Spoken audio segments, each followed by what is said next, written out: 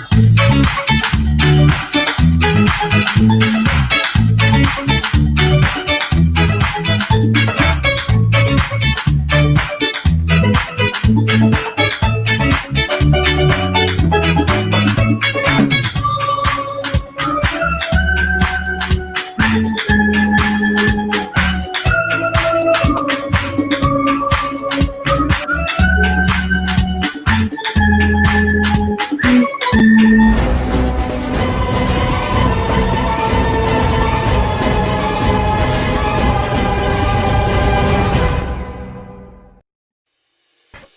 5 at 5.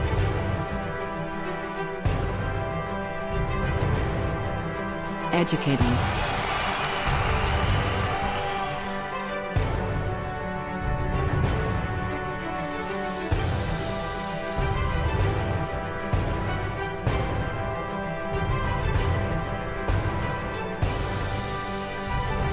Empowering.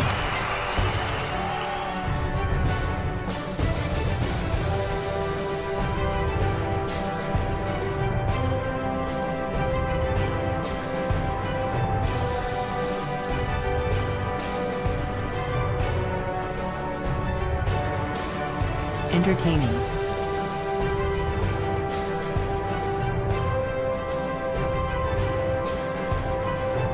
We are the Top 5.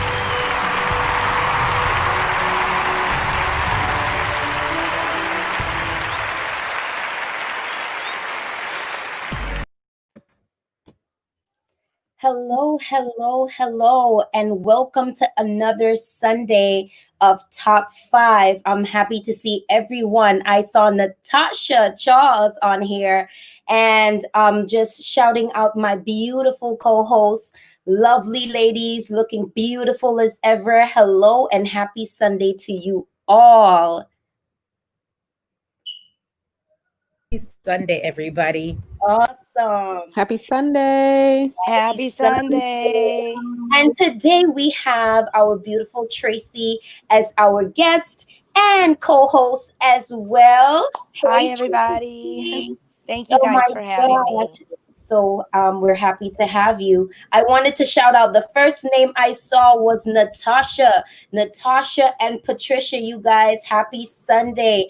Thank you for joining us. I want you to like and share. Drop the flag so we know where you are tuning in from. We want to hail your country out. I know Grenada's in the house. We have I know Jamaica here. Jamaica's in the house, of course. Jamaica in the yard. Jamaica there. Jamaica there. Jamaica there. So happy Sunday, everyone. And today we are going to be talking about some really heavy stuff. And I hope what you pull from the topics that we're going to be sharing today is just being aware of what's happening in our society and being aware of the things that we are bringing to the forefront today. This month of October is the month of domestic violence, breast cancer, and we want to make sure that we are educating you about these things and encouraging you to do what you have to do to make sure that you're staying healthy, that you're checking, that you're, just making sure you're up to date on all the things that are happening, and you're not being too scared, to ask for help or to check and to find out, because we have enough information here today. We hope that whatever we're providing today is going to be beneficial for you. So happy Sunday, Angela, Lady Diva. Happy Sunday to you. Now, let's kick it off. What's happening in your world? Okay, well, I guess I'll go first then, since So what's happening in my world? As you said, Colleen is just asking for help. So what came up in my world this week was I saw a article about a Guyanese woman who had a baby and she threw the baby out the window. Wow. Oh, wow. And with that, I was prompted to just look at my friend's posts for the rest of the week, because I was saying, I don't know her what if she have mental illness. I don't know I don't know if she went into psychosis, postpartum. I don't know, but I'm saying, wow, she had no one to reach out to, right? Right. So with that said, I actually saw a friend post something on my feed this week, and I reached out to her, and she needed someone to talk to because she is going through something alone. And I just want to just remind her. So happening in my world is just a reminder of like reach out and touch someone if you can. Be a listening ear to someone. Just share a little love, because with COVID, a lot of people is going through a lot of things alone, and they do not know how to reach out for help. So if you see somebody post something, and it's on your mind, look for clues. Are they reaching out for help? Because she said something that really, I don't want to say what she said because she could watch the show later. So she said something, and I said, oh, I think I should text her. And I text her, and we talked for a little while, and she needed some help. So just a reminder to just help someone this week if you can. Absolutely. Absolutely. That was awesome, Hummelin. Wow. What's happening Wow. in your world, Yanni? Wow, self-care. I absolutely agree with the self-care. Hello, everybody. I see Chicago. I see my girl Geraldine across the pond, my cousins. Thank you, everybody, for joining us. I'm always excited to see who joins us on a Sunday. My week has been pretty good. And I have to say kudos to all those parents that are homeschooling. So I'm out in California babysitting my grandnephew, which is my nephew, because we really don't say grandnephew, my nephew's son. And he has to log on into class. I had no idea it was so much work. None whatsoever. So I'm curious to see how our parents in the ride along world are doing, because it's a heavy task. You have to log on, and then the assignments look like college assignments. It's like these kids owe thesis to these teachers. So I mean, for me, it was, my baby is 21. So to enter this world again where you have to make breakfast, you gotta do all of these things, it was an eye-opener. Hey Dion, Fraser, hey Patricia. So it was certainly an eye-opener for me this week. So I want to take off my hat to all those parents that are homeschooling these babies. Absolutely. I would say what's going on in my world is basically, okay, so I live in a town where they are fanatics when it comes to Halloween. Okay, so when they shut down the streets, they make over their houses, literally put like kind of sheets and turn it into a different house. And I'm trying to figure out how they're going to deal with this whole COVID thing. I'm not too sure if they shut it down in New Jersey, but I kind of have a feeling that they did. But I want to know in my area how they're going to actually deal with something that they're so used to and as a tradition in my town that they have to make changes because of the whole COVID situation. So that's basically going on in my world. Mm-hmm. Mm-hmm. Tracy. Hi, guys. You lovely lady. Oh, well, Our guest host of the Yes. day. Thank you. Welcome. I appreciate Welcome, you guys Tracy. having me. Thank you.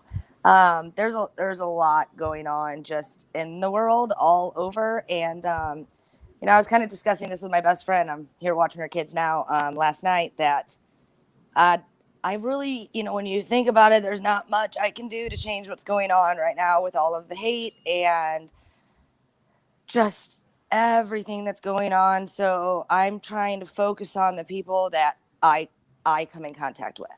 So I might not be able to change the world, but I can try to make the world positive for anybody who comes in contact with me. So I've been really trying to make my focus on that, making sure people are okay, going out of my way to like open the door for somebody, have some sort of like personal contact with people in the stores, laugh, smile. Like we're losing that. We are seriously losing that. And I'm a walk through the store smile person. And when you have a mask covering your face, you can't see that.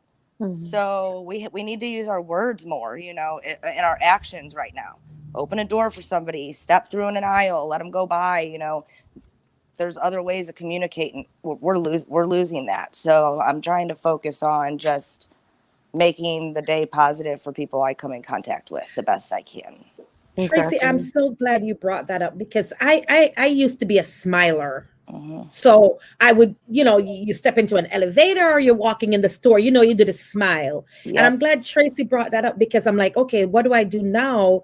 And sometimes I forget about my voice. Yeah. Because, we used to use our eyes because the Yep. eyes don't really communicate the smile. Sometimes I They try to don't. do, Yes. you do that little nod, like Yeah. Yep.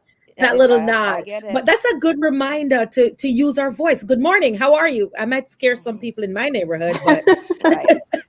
Yep. but I like that idea straight. Yeah. Using our voice. Yeah, Using our because voice. I feel lost when I'm in the store, and because I forget, I'm walking and I'm smiling at these people, and then I'm like, wait a minute, they have no idea. No wonder they look like a deer in headlights, like They don't know um that we're smiling. no, and it's just and then that kind of creates like just this animosity and the negativity, just like the aura of the store, Mhm. so just a simple like, hey, go ahead, or oh my Mhm. God, sorry, and then, oh, it's okay, Mhm. and then the next thing like you're smiling underneath it somehow, like I don't know, just our voices and our actions, we can use those right now, because right now I we just like can't, we can't use that smile, and it makes me so bad. That's very that. true. A I'm so wink. happy. Dion Fraser says she winks now. She does a wink. Oh, I that's a think good. Oh, they might Oh think I'm wait. getting a Oh man, stroke. they might Dion, think Let we're me is hitting see. it on the them, They might side think I'm wink? getting a stroke. right? Is The it the side wink, Dion? Like, do you do like a side lean wink, like, hey, or it's different types, different. I'm kind of guilty because I'm so used to smiling that sometimes I'm smiling under the mask, and I Yeah. in my mind I think that they can They see my see. Me smile, too. but they Exactly. can't see me, and I'm like, oh crap, they can't even see me. They I may think think they I'm can see crazy the or cheeks something. coming out from the mask, like on the side, like the cheeks raise up, so they can at Yeah. least Mhm. see a little bit of expression. Yep. But I'm super happy that the subject went this way, and we're talking about missing that socialization piece, and just missing being nice and kind to people, and not taking it so well when they're not receiving it the way you want to give it, Hmm. because we would love to go to the store and have conversations with people, probably hug them if we know them very well, or wave or smile, hey, you can go on, you can go in the front, no problem. Now it feels as it's a challenge to do so, and I'm happy that we can transition like this, because now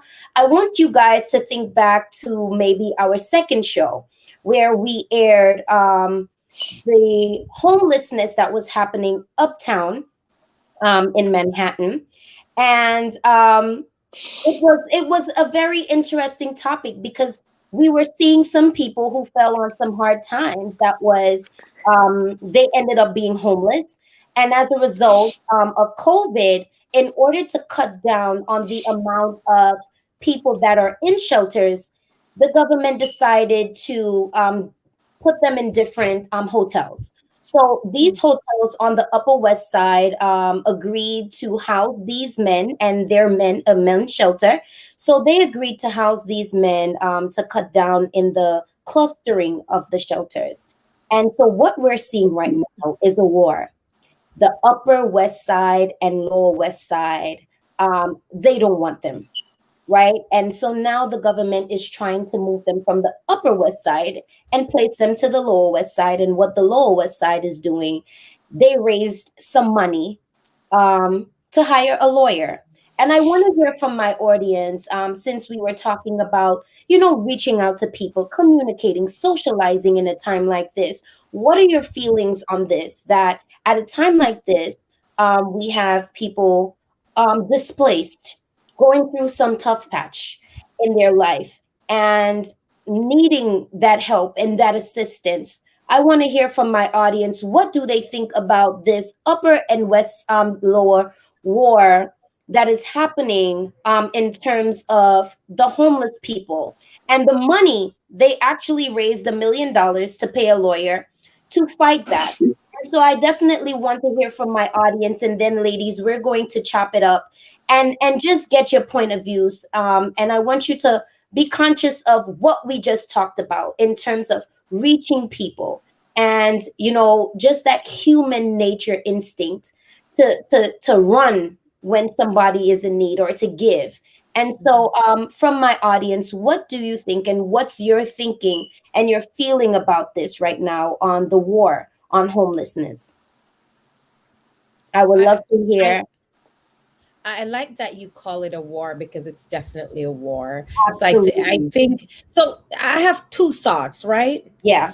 Because I grew up in the Caribbean and we did not have homelessness as a problem. It wasn't a huge problem because if you lose your house, you go over there to go stay with auntie or uncle. So we never saw this tremendous amount of homelessness, right? So even when I moved to America, I didn't know there were homeless people in America because I thought America was the land of all of, like gold. So nobody was homeless. So it was very much an eye opener for me in New York City, um, when I saw the amount of homelessness. It's to the point that I even started becoming afraid of homeless people. If I saw them on the subway, and if because it was just my perception of what I thought homelessness looked like, not realizing that there's a whole world that encompasses homelessness. There's, the mother who fell in hard times, the woman who got hit with maybe some kind of illness and her world topples over, and then we can venture out into like the drug abuse and all that stuff that leads to homelessness. So I am torn because in a sense, and I don't know if the audience is going to agree with me or not, maybe not. In a sense, I'm like, would I want 50 homeless people to be relocated to my neighborhood? And my answer is probably going to be no. My answer is probably going to be no, because when we think about community and neighborhood, I'm thinking, do I want 50 homeless people to be relocated to my neighborhood? And my initial answer would be no. Do I want society to take care of homelessness? Absolutely. Absolutely. But I would be a hypocrite if I say move them all into my neighborhood and let's fix it. I agree.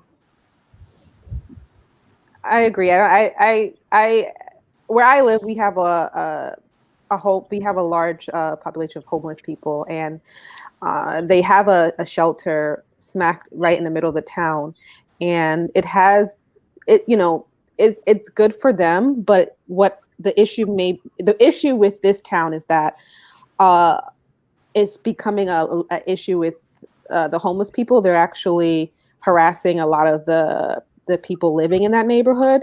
So like for me, it's just more so of it's so hard to like say no and yes at the same time, because at the end of the day, like I sometimes when I think about it, put myself in that position and say, what if it was me, right? Would I would need help, right? But at the end of the day, just like people, there's no good, and there's no perfect good person, and there's no like perfect, I guess, bad person. You have a mixture of everything, and the problem is sometimes it could be a problem in those communities. And so just like Deani says, I would probably say no too. So And Sorry, Colleen.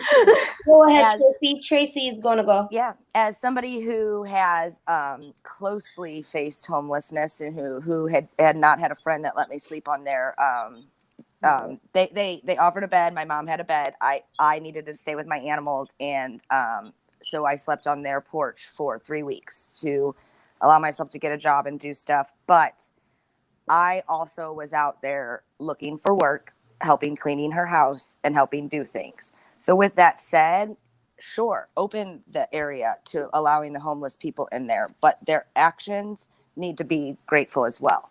They're given a place, so they need to take action and take care of the place that they're given and give those people around them a reason to trust them. We're helping, we're grateful, let's give back to the community somehow.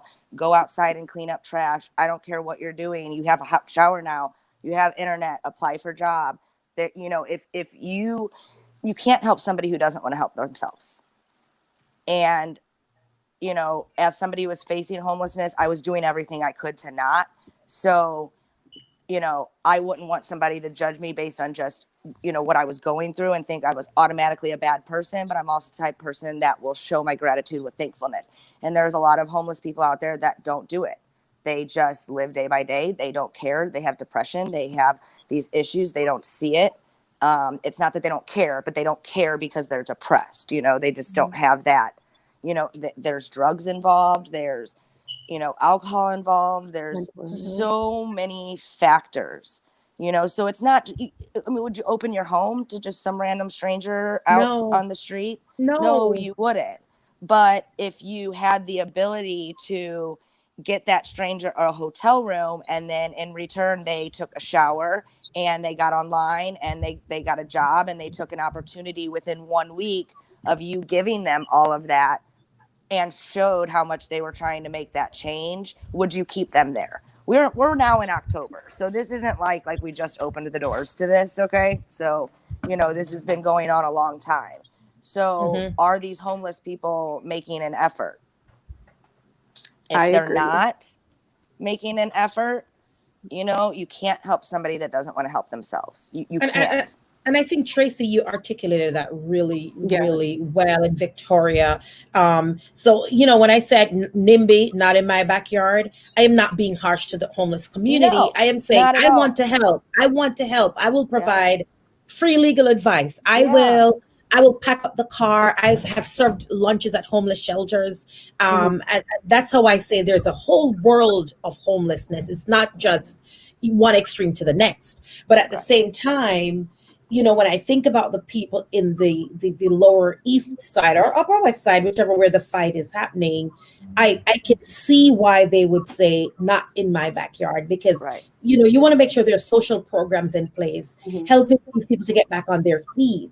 If they need counseling, therapy, all of those have to come into play, Colleen. They very do. Okay, so now that we know that all of these things have to come into play, and we are okay if they are in our backyard receiving counseling, receiving help, because we would not want them personally in our space, right? So if the government is paying the hotels, who are happily agreeing because they're not receiving the revenue that they would have been receiving if New York was booming and banging as it usually is, and they're taking these contracts from the government, and the residents are not happy with that. But then in my mind, you raised almost $1 million in order to pay a lawyer. And I'm looking at it like, okay, well, if this is so much of a problem to you, why not put your money where your mouth is and say, well, okay, you know what? Let me put this money, a portion of this money in shelter. Let me put a portion of money into finding housing. Let me put a portion of this money to help in, drug rehab. Instead of you putting $1 million in the pocket of a law firm to fight the city that is trying to fix a problem, as Tracy was saying, that has been there, and we have been dealing with it. But in a time like this, to ask them to leave or to fight them to get out, knowing that there's nowhere for them to go. And that brings me to my next point. Here, I've been doing a little research on this project, this experiment that happened in Vancouver. So a Vancouver-based research project gave homeless individuals cash and tracked their progress for a year. The 50 cash transfer recipients not only found stable housing, they fed up space in the shelters, and according to the project data, saved the shelter system $8,100 per person over the 12 months that they had the money for. So I'm looking at the two. We have $1 million here that could go so many different ways, and we can give 50 or more people $7,500. Yep.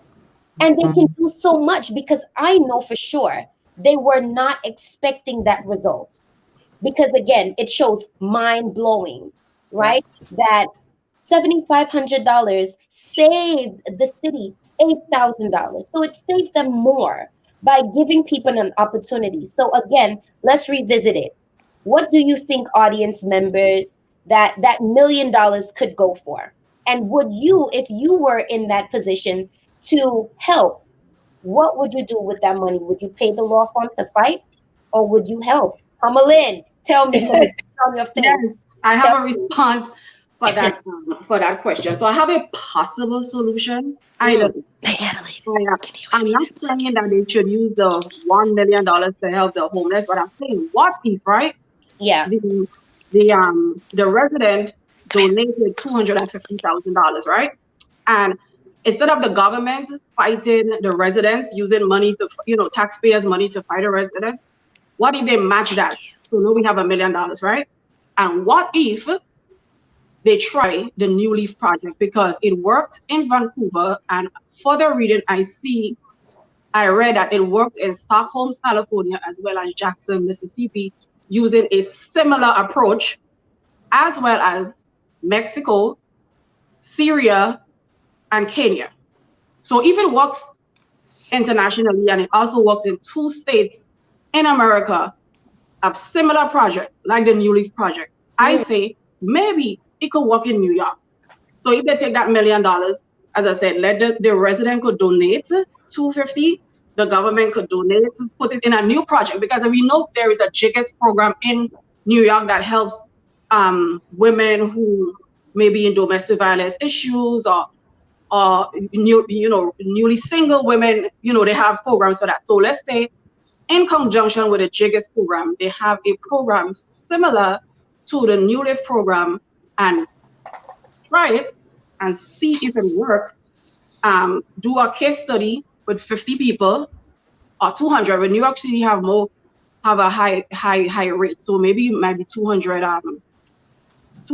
homeless people, and see if it works. So that is my possible solution. Maybe instead of like wasting the money in legal fees, maybe they could come together on the table and say, let's use this money to help the situation, even though it may not be their responsibility to help the homeless. But let's say we're talking about helping people, because there is a new group of homeless people, as we know. People are losing their jobs, even in corporate America. So a lot of these people, I know in my job, like there are a lot of people who went back and lived with their parents, and they was, in high positions. So that's my suggestion. Try it. Let's see. Let's use the money responsibly instead of like fighting it and keeping it up in litigation and for years, while the people need the help now. Absolutely. I see Geraldine is saying Vancouver has an issue with substance abuse and homelessness, but land and build shelters which give these people stability. But again, I'm guessing, Geraldine, that you're saying that they have land, or they can use land to build shelters. Absolutely. And I think there's always a solution to the problem. And the government, Hamelin, is not the ones fighting. It's the residents that are fighting. Because again, the Upper West Side is where they're housing these residents right now. And the government's plan is to move them to the Lower West Side. My question, if they're fighting, who they're fighting against, they have to be fighting against somebody. The city, right? So that's what I'm saying. The city, instead of fighting them back, they could come together and do something together, maybe. Absolutely. I'm hoping someone from the city is looking and they can see some of the solutions to the problems that they're having, and they can definitely use that $1 million. Residents, think about it. You are in a comfortable position right now, and you can work from home. Some of you have the opportunity, you have that cash flow. Think about those people that don't, right? And most of the times we don't sign up to be homeless. We don't sign up to have mental illness. We don't sign up for all the negative things or all the downfalls that life throws at us at times. But there are things that we can do when we want to build solid communities. And I don't think that fighting homeless people or fighting the system is a good way to go about it, especially in a time like this. I think we have to be a little bit more humane, right? And we need to reach out. And I'm hoping that some of the residents would ask some of those men in the shelter, like, hey, how are you? What happened? And then you get a chance to hear their story. You get a chance to see the person behind the situation and not just judge the situation for what it is. Hello to everyone that is just joining us. I see someone here. Miss Mavis said, I'm late. No, you're not. You're right on time. You're right on time. And everyone else that are sharing. I know for our polls, we had a 75 to 25% in favor of using that money for something more beneficial in terms of, helping the homeless people versus kicking them out.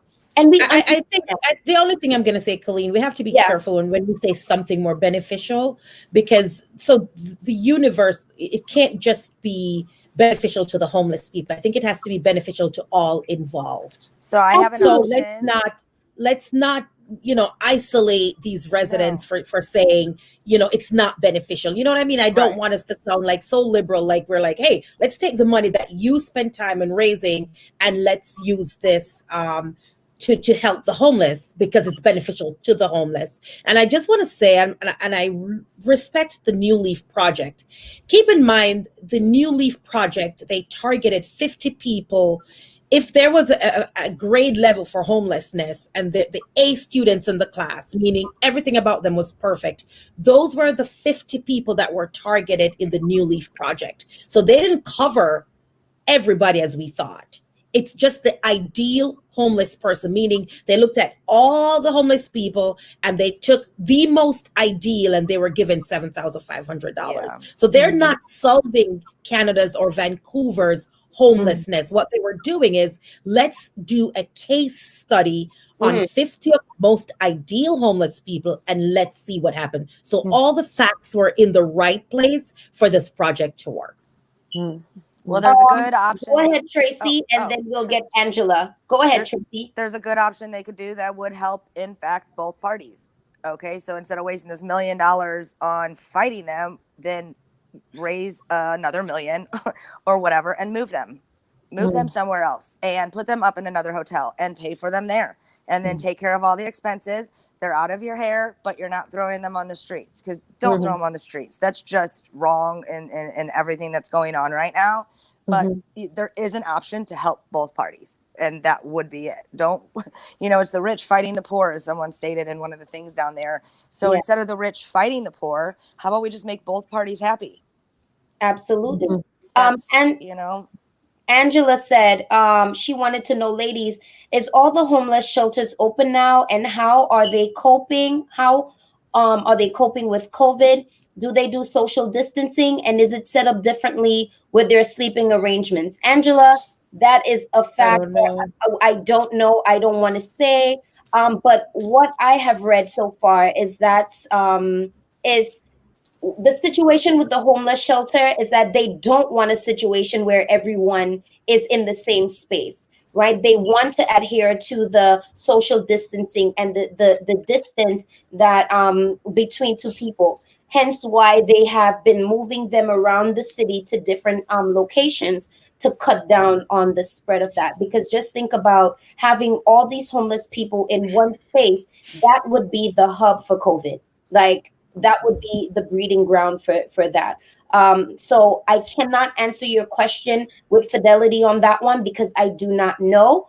But if anything pops up, we'll be updating. And I know we're running out of time, but as a lawyer, I always have to throw something out there for all the newly evicted, because like I like to say, there are different kinds of homelessness. We have our newly evicted, meaning you lost your employment due to COVID, or you haven't been homeless for the last 2 years. Come March, you lost your job. You were able to carry the household for a couple of months on your savings, and then you lost your place of residence. I want you to start holding your landlords accountable, because under the CARES Act, there's a moratorium on evictions. So I want you to pull out the CARES Act, call up your local legal aid society, and see if you qualify. All right, because under the CARES Act, a lot of landlords are getting all kinds of fundings and all kind of holdovers. They should not be evicting, I think, in some states up until January of 2021. There is something that you need to do. A lot of you need to opt into that program. So I want, if you're newly evicted, or if you know that the rent is piling up, pull up the CARES Act and see what's going on in your state and whether you qualify. Thanks, Thank Colleen. you for sharing that. Absolutely. So when we come back, we're going to have the beautiful Tracy, breast cancer survivor, joining us. So when we come back from our break, it's all about Tracy. Yay, and our pretty colors. I feel pretty in my colors. So beautiful. Different shades of pink and coral. Thank you all for watching. Absolutely. We'll see you back.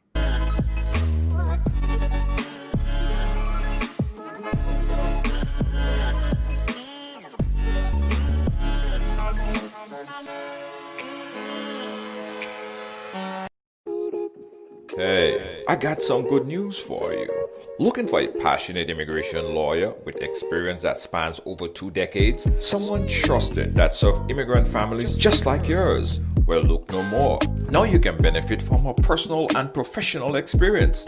Diane Winter Funde. Schedule a consultation now and get assistance with your immigration journey. Specialize in adjustment of status, B1 business visa, B2 visitors visa, consular processing, deportation defense, naturalization, and more.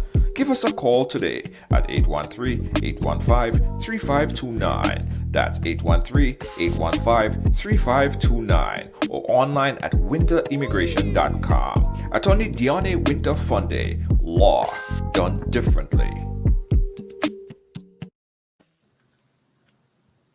Awesome. So here we have Tracy, and I want to give you guys a little background on Tracy quickly.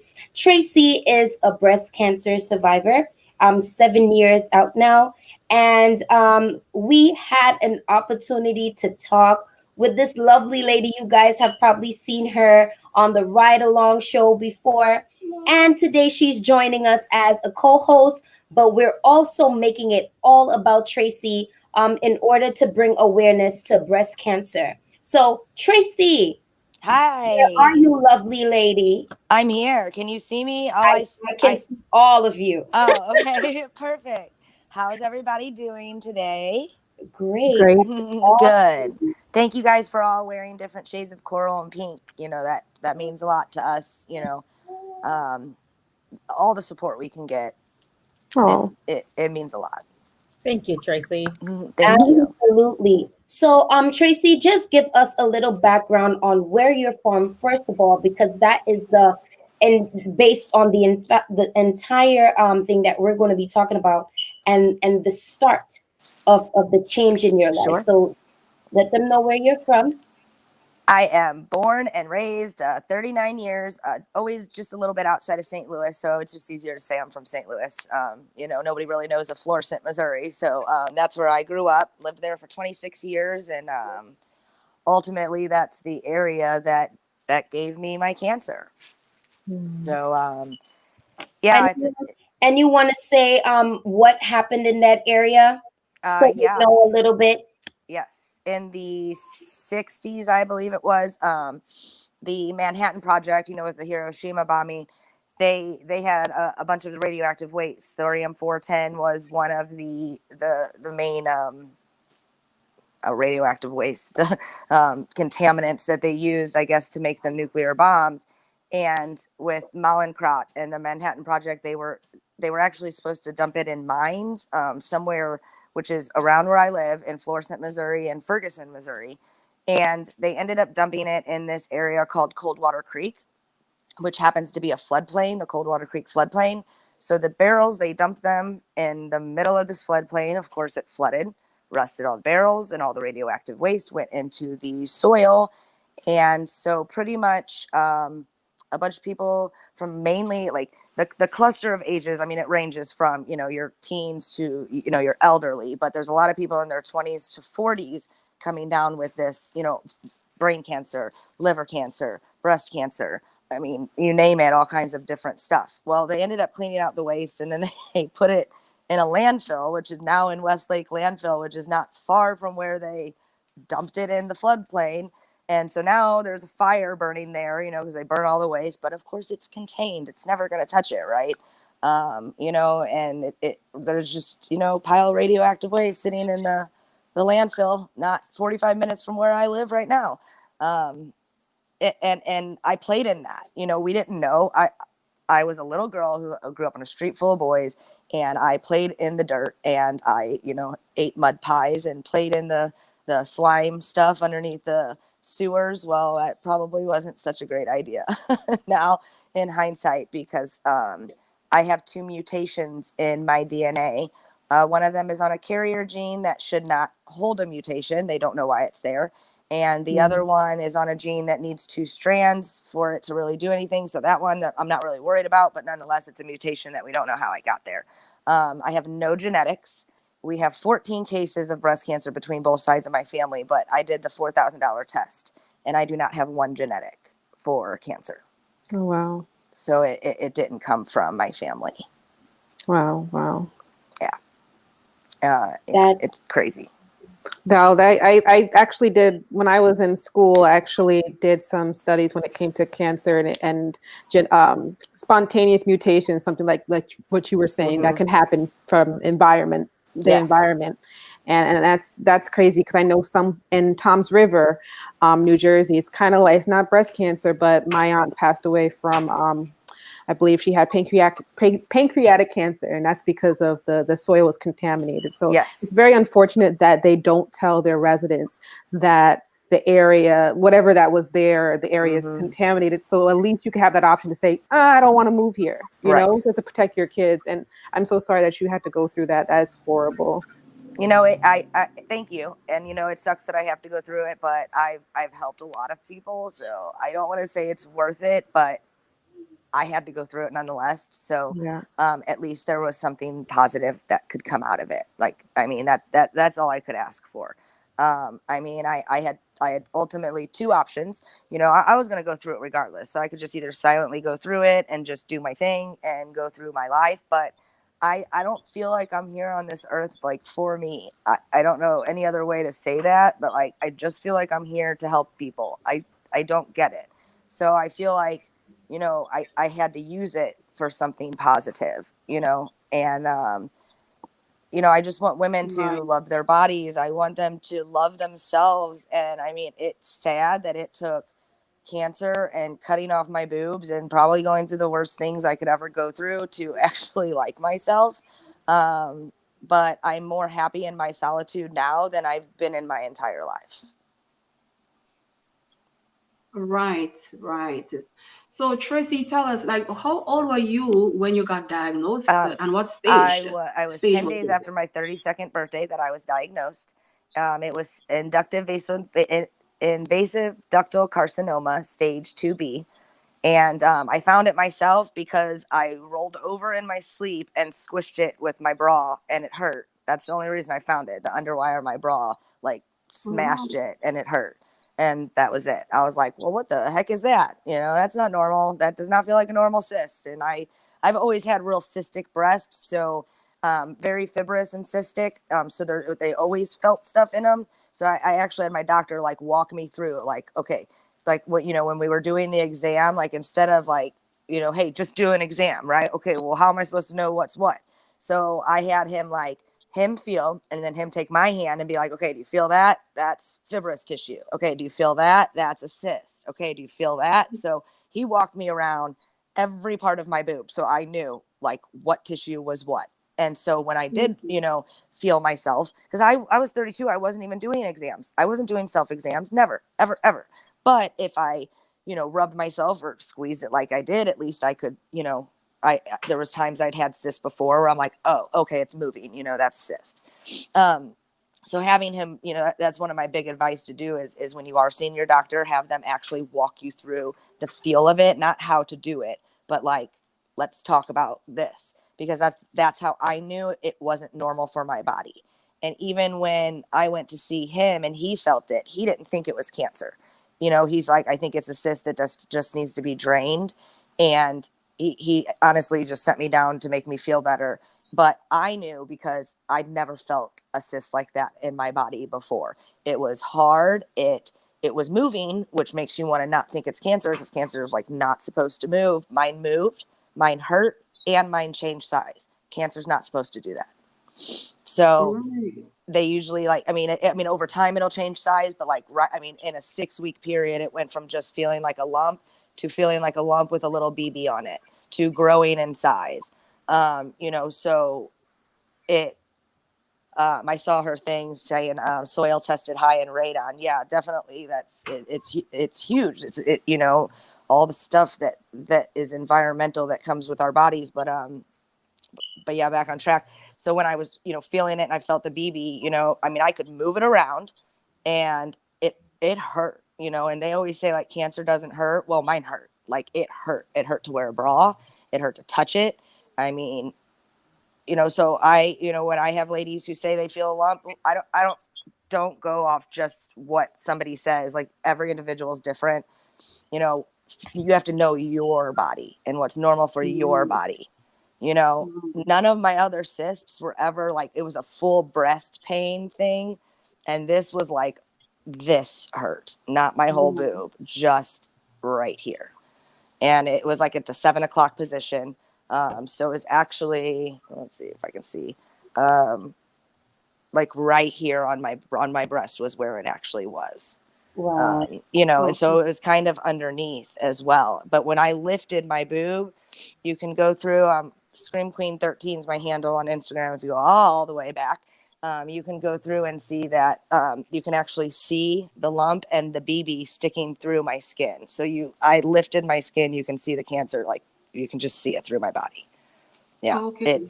You didn't even need, you didn't need an MRI to see it. You could just stretch the skin.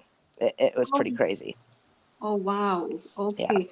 So I have one more question for you, Tracy. In our Caribbean community, you know, cancer is still a taboo subject, and we still call it, quote unquote, the beast, refer to the beast.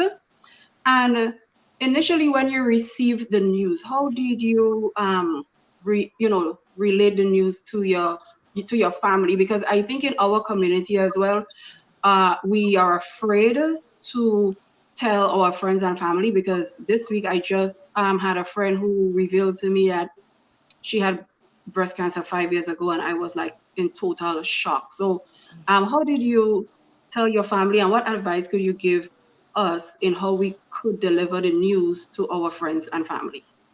Well, you know, everybody, you know, I don't know everybody's friends and family, you know, so you know them. And so you have, every situation is going to be different. You have to, you know, read the person you're telling per se. So that's kind of like each person I told, it was different for me. You know, when I told my mom, I had to be like, all right, mom, it's cancer. I can't have you cry. I can't have you do this. Like, I can't handle that with you. I need you to be strong. Like, of all the people I'm going to tell, like, you need to cry behind closed doors. I need you to be strong for me. And then there was some people who I told who were crying, and I was then consoling them. And then there was some people who I told who we both got angry on the phone.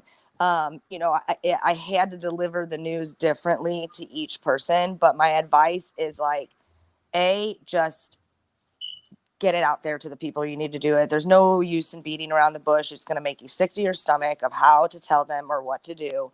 Just figure out a way to tell that individual and, you know, tell them. And then, you know, all right, here's the news. We need to start our game plan. This is what we're going to do. And I need your support in this way. And sometimes it helped giving them like jobs to do, you know, like I don't want to say I'm like giving you this job, but like, hey, your job is to keep my head here. And your job is to keep my head here, you know, and I that helped them feel like they could do a little bit of something for me, even though nobody can really do anything for you. But the mental aspect of, you know, mom, I need you to be strong. So when we're talking about this, like, I need you to be strong for me. You know, my older sister, Brooke, I really need you to like do the note keeping, you know, like you're a strong person. I know you can handle this stuff. You're very educated. Like, I need you to do this, you know, with this family member, like, you know, hey, you're really good at research. Can you maybe help me find some good places to get scarves and wigs? Like, you know, I gave kind of some people some like little jobs to do, which helped me out a little bit. And then also helped them feel like they were doing something. So I just, you have to just tell them, like, rip the Band-Aid off and be done. Everybody's going to handle it different, you know, and let them be. I mean, they're going to be mad and angry and sad for you, you know. It's kind of weird to have to turn the tables and like you're the strong one now, consoling them on the phone, being like, you guys, it's gonna be okay. Like, I'm gonna fight this and I'm gonna accept it. You know, I'm like, it's not fair. It's not fair, Tracy. Why are you going through this? And I'm like, well, you know, trust me, I've asked it, but you know what? If I saved one kid from having cancer, then better me than them. So let's fight this. You know, I don't tell a lot of people that Talia, she was this little, at the time, she passed away when she was 15, this little 15-year-old girl, and she had brain cancer, and I saw her on a TV show, and I just bawled my eyes out. And this is prior to me having cancer. I mean, I bawled my eyes out, and I told God that if I can stop one kid from having cancer, I would take it. And probably about 4 months later is when I was diagnosed.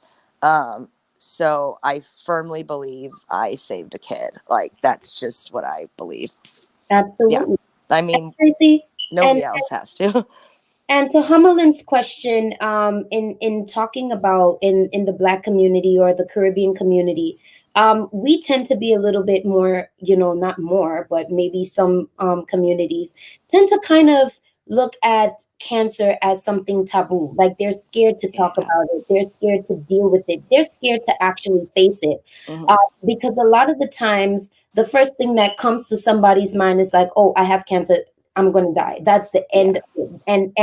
And for you, when you got the news and you told your family, and I know not everyone took it well, or not everyone, but where were you when you had to come to terms with it? How did you do that? How did you center yourself around how I'm going to deal with this, my plans, this is the way I'm going to lay it out, and how you went forward?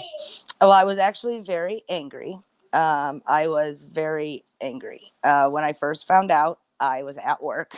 And so I told my work, I'm leaving, I'm going home. I grabbed my stuff, I left. I went outside and I wanted to punch something really bad. But, I'm a hairstylist at the time, so I needed my hands. So I punched my thigh and created a rather big bruise.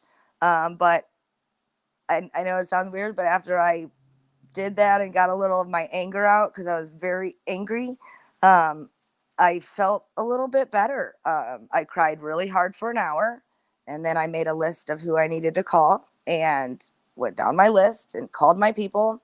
And I then posted a picture on Instagram about an hour later smiling and said, fuck it, I'm smiling anyway because I'm a smiler. I'm not going to let this get to me. And sadly, my paternal side of the family, a lot of them did not agree with me sharing my story and my journey online, and I'm no longer talked to by a lot of them. It's been 5 years since they quote unquote disowned me through the messages that I've gotten. And for the it took a funeral recently with the COVID for a family member that we had to do a drive-by funeral, which don't even get me started on the drive-by funeral stuff right now. That was very hard to see. But for the first time in 5 years, I actually talked to a couple of my aunts and uncles that I haven't spoke to in 5 years, and they did not mention any of it. They did joke about how I still have them blocked on Facebook, so that was funny. So I did unblock them, and I made a promise to them, though. I told them when they were ready to just not talk about it and let me be me, and they can be them, they're welcome back into my life anytime. Family is family. Whether or not you like what I do, I don't care whether or not you like what I do. We're family. So I kept my word, and I was civil and kind to them, and unblocked them on Facebook. Still haven't talked to my dad, though. It's been 5 years since I've talked to him. And I'm hoping that comes about. So the decision to cut your breast off in order to save your life, basically, was that easy for you? And how did you come to that point where you figured this is the option I have, and I'm going to just go with it? It was easy and not easy. I've never really been too much of a sexual person my whole life. So, with that said, yes, losing part of my breast was a feminine thing, but I've never really been a sexual person. So I was more focused on, okay, I need to be alive for the people who are around me. So upon talking to my doctor, we took a lot of things into effect, my age, where I lived, what my genetics were, the stage of my cancer, all of that stuff. And had I been 65 years old, we would have done a lumpectomy and probably not done chemo, and, or done a lumpectomy and done some chemo, and it probably would have been okay, because it's not as aggressive. The older you get, it just doesn't grow as fast. And because of my age, the type of cancer I had, the mutations in my genes, which could cause 80% of ovarian cancer and everything else, I had to have a radical hysterectomy as well. That was the better option, to cut the boobs off and do chemo versus like a lumpectomy and chemo, or a lumpectomy and a pill. they actually meet with a tumor board after you're diagnosed and you have your biopsy. They meet with a team of about 10 doctors, and they kind of all go through it, and they all give their medical opinion of what they think they should do. So my doctor said, medically, you can cut do the lumpectomy and do chemo, and here's your numbers. Personally, if I were you, I would do a double mastectomy and do chemo. Like, your chances are going to be better of it not reoccurring if you do that. And then we did an MRI and found a tumor in the other side. It ended up being benign, so it was not malignant. But nonetheless, once they did one and found one in the other side, like, that made the decision that much easier for me. I'm like, nope, cutting them both off. Like, that. Then it wasn't just the one. Then I was like, no, we're getting rid of both of them. Then when the genetic testing, showed, okay, well, you have 80% chance. I did not have the BRC, the BRCA1 or 2 gene, but I may as well have. So that, just get rid of them. And 7 years out, here I am. And we still have lovely Tracy. So before we wrap it up, Tracy, I just wanted to touch on something that I know we all are seeing, going up and down in limbo right now, and it is healthcare. And Yes. For you having to go through all these treatments and making all these sudden adjustments to your life when it comes to your health. As healthcare in America right now is up in limbo, how has or what are your thoughts on it if healthcare was just to disappear today or tomorrow? If it were just to disappear for me, I may as well just sign my death certificate now. I probably wouldn't live to see the age of 50. I'd be surprised if I did. Very surprised. It would not only affect me, my mom, she's diabetic, what would that do to her? Through her job though, she's got insurance, she's kind of always okay. Yeah. So thank God for that. But for me, I mean, I can't afford it. It's a pre-existing condition. If that were to go away, I'd be done for. Right now, my insurance to get on my own is $1,000 a month, or $1,000 a month. That's more than rent. And that's with 20% and 80, 2080. So I still have to meet the deductible, which would be like 5,000. And then I still have to pay 20% on top of that, plus pay $1,000 a month, plus pay for all my medication. So I have literally I can barely work a full-time job at all as is. I can't sit for more than X amount of time. I can't stand for more than X amount of time. I can't cross my legs, like my bones. I'm borderline like osteoporosis. It sucks. Chemo did that. It is what it is. I've tried to get on disability. They denied me and told me that I just need to make adjustments. And I said, great, adjustments. Well, I sure hope you can find an employer that's going to allow me to have nap time and take my breaks and walk around when I need to, or sit down when I need to, because that's not an option in a lot of places to work, and I had a degree in cosmetology that I can't use anymore because I can't hold my arms up and I can't stand. So the job that I went to school for and 11 years built up my career for, I can no longer use. What am I, so I am back to waiting tables or, finding, a job that is just your basic, minimum wage, which is $10 an hour. And I work the thing you're able to do physically that is not strenuous on your body. I can do stuff, like I can still lift and do certain things. I can't do it for very long. I used to be able to go outside and garden and do my stuff. I mean, I was a hardcore softball player for 30 years. Select softball, 120 games minimum a year for about 10 years of my life. I was very, very active. So I've now that I can't do the things I used to do, it's very frustrating for me. But I learned through chemo kind of how to adjust with that. So I kind of clean for an hour and a half, and then sit, maybe take a little nap. Then I get up, maybe do things for a couple hours, and then I take a little break. And then I get up and do things for a couple hours. So it will take me 7 hours to clean my bedroom. But, by the time I'm done, my closet's cleaned out and my bedroom, my bathroom's clean and my floor's done. But I just have to break, do. I had to make adjustments for that. But it's hard to find adjustments for that in the workplace. Well, that just says, Tracy, that we have to go out and vote. So we Yes. make sure that we keep our health care. So now, thank you so much, Tracy. You had so much lovely shout outs. People were happy to see you again. Thank you. And we're just happy that we're able to share your story with the world and bring awareness to other people that, you know what, sometimes you might think it's just a lump, or you might Right. think it's something so small, but you know, take the time to Right. examine yourself, take the time Yes. to get it checked out. Don't just let that go. No, it's always better to be safe than sorry. happy to Absolutely. have you sharing. So now, without further ado, we're going to go from one rock star to another. We are going to be showing my Caribbean boss babe. Today we have Sasha, my Caribbean boss babe, Sasha McBurney Douglas. So Sasha's maid services, and Sasha is the brainchild behind Sasha's maid services. So as a young female entrepreneur who has always had a business mind, she was always looking for new opportunities. So after graduating from the Anglican High School in 2003, she went straight into the hospitality business. So she was working up. I'm sorry. So she went into the hospitality business, working her way up. So she worked at the Calabash Luxury Boutique, the 5-star hotel in Grenada. You guys should check that out.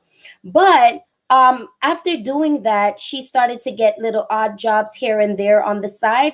And she decided, you know what? I'm going to make a way out of that. So she flipped that whole thing around, and my girl started her own business. Okay. So she is providing services. Let me get that up there. And let's get Sasha's profile up there. So what she does thus, so while working in the hotel industry, for some time to time, for some clients, they will call her, they would ask her for services, and that side hustle turned into a full-time registered business. So thus the idea came into reality when Sasha officially registered her business in November 13, 2019. So Sasha's coming up on her year, and her business offers a variety of service. They do general cleanings, deep cleanings, laundry, and a bit of interior decorating, which is awesome based on her client's request. And the service extends to apartments, condos, villas, office spaces, homes, you just name it. And she would meet you wherever it is that you need to be. And so in the future, Sasha wants to grow her business to provide opportunities for other Grenadians out there. And she wants to have a mega company.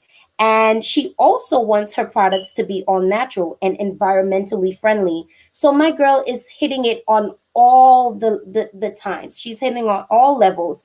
And also when I spoke to her, she also says in her spare time, she does a lot of youth leading and mentorship. So my girl is doing an awesome thing and keeping up, and she's empowering women. And that's what we love. She's an influencer and she's empowering. So shout out to Sasha on her amazing job. And Sasha Maid Services, guys, go check her out.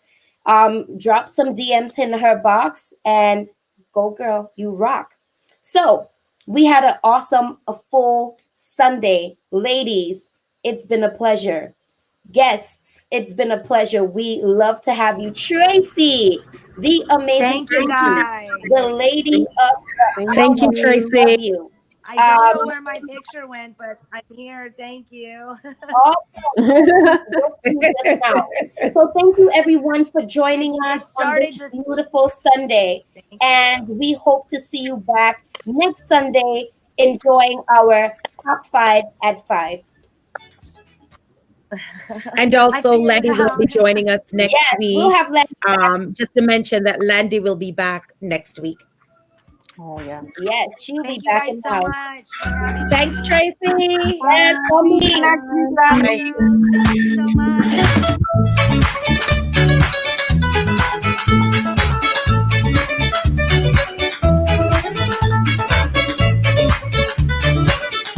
much.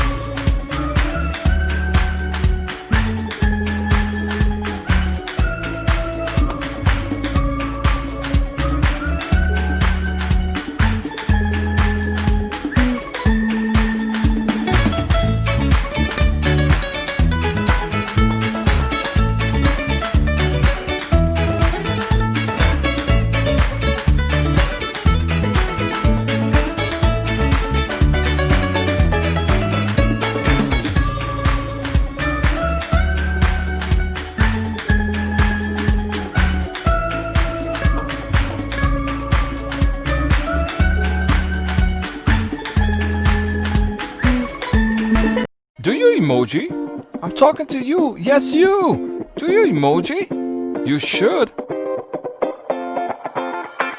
Emoji, a brand new social media platform where you can social your way. With a simple and quick way to engage, meet new friends, and social the way you just love to. No annoying blocking or censorship. Check out emoji.com from your mobile or desktop PC. Emoji.com. Do you emoji? Well, you should. Log in now. Emoji.com. Do you emoji? Emoji.com. Log in, sign up, and emoji.